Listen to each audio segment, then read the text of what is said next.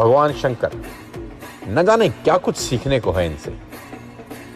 अगर आप भगवान शंकर के चरित्र का, भगवान शंकर के व्यक्तित्व का आकलन करें तो आप ऐसी ऐसी चीजें उनसे सीख सकते हैं जो आपको कहीं और सीखने को नहीं मिलेंगी।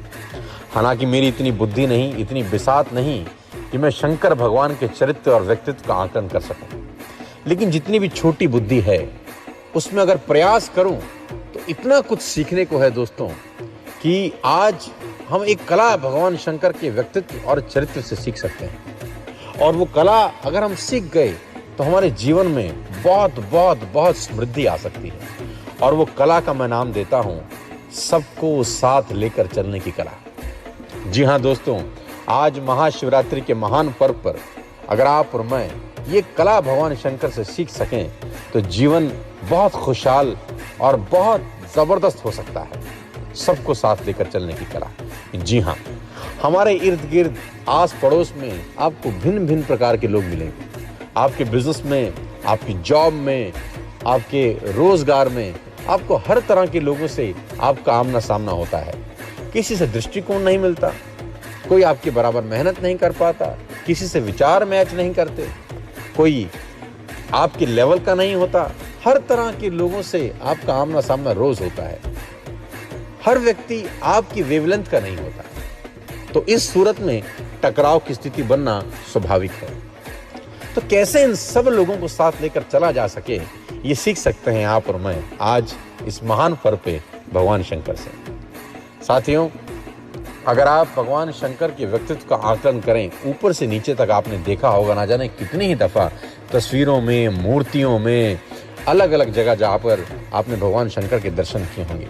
लेकिन आज जिस तरीके से मैं भगवान शंकर के चरित्र का कुछ अपनी छोटी बुद्धि द्वारा आकलन करना चाहता हूँ, अगर आप उसको देखें और समझें तो भगवान शंकर ऐसी विचित्रताएं अपने आप में समेटे हैं जो किसी दूसरे देवगण के लिए असंभव सा लगता है।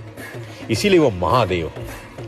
अगर आप ऊपर से देखना शुरू करें भगवान शंकर को तो आप पाएंगे कि भगवान शंकर की जटाओं में माँ गंगा का निवास है। जी हाँ, भगवान शंकर की जटाओं में गंगा का निवास है, यानी जल। और अगर आप भगवान शंकर के मस्तिष्क पर रोशनी डालें तो आपको दिखाई देगी तीसरी आंख, जिसके खुलते ही ज्वाला निकलती है। जी हाँ, जल और ज्वाला साथ साथ, जो कि असंभव है। या तो जल होगा या ज्वाला, लेकिन भगवान शंकर जो ना करें सो थोड़ा। भगवान शंकर जल को भी धारण किए हैं और ज्वाला को भी धारण किए हैं, यानी जल और ज्वाला साथ साथ। अगर आप भगवान शंकर के व्यक्तित्व को और नजदीकी से देखें तो आपको भगवान शंकर की जटाओं में दिखाई देगा चंद्रमा। कहते हैं चंद्रमा में है अमृत, चंद्रमा में पाया जाता है अमृत। और थोड़ा सा नीचे उतरें तो भगवान शंकर के कंठ में है जहर, विष। अमृत और विष साथ साथ होता नहीं है, यानी आप पाएंगे जल ज्वाला साथ साथ, विष अमृत साथ साथ। और थोड़ा सा और नजदीकी से सूक्ष्म आकलन करें तो आप पाएंगे भगवान शंकर अपने गले में धारण किए हैं सर्प, सांप। सांप धारण किए हैं अपने गले के अंदर। और भगवान शंकर के एक पुत्र हैं जिनका नाम है गणेश जी। उनके एक वाहन है और उनके वाहन का नाम है चूहा, मूषक। मूषक डरता ही रहता है कि सांप ऊपर से नीचे ना उतर आवे। मूषक और सर्प साथ साथ, जल ज्वाला साथ साथ, विष अमृत साथ साथ, मूषक और सांप साथ साथ। चूहा डरता ही रहता है। लेकिन संगी संग भगवान शंकर के एक दूसरे पुत्र हैं कार्तिकेय। उनके वाहन है मयूर, मोर। मोर मूषक को कहता है घबरा मत, मैं बैठा हूं। यानी मोर और सर्प साथ साथ, सर्प और मूषक साथ साथ, विष और अमृत साथ साथ, जल ज्वाला साथ साथ। क्या बात है! आपस में एक दूसरे को काटने वाली कृतियां संग संग भगवान शंकर सबको धारण किए हुए हैं। और अगर आप भगवान शंकर के व्यक्तित्व का आकलन करें तो आप पाएंगे भगवान शंकर के वाहन है वृषभ, बैल, नंदी। और भगवान शंकर की अर्धांगिनी है मां भवानी।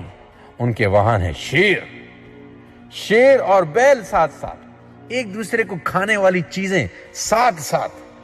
भगवान शंकर का आकलन करें तो भगवान शंकर अपने शरीर पर लगाते हैं भभूत और भगवान शंकर के इर्द गिर्द रहते हैं भूत भूत भभूत साथ साथ।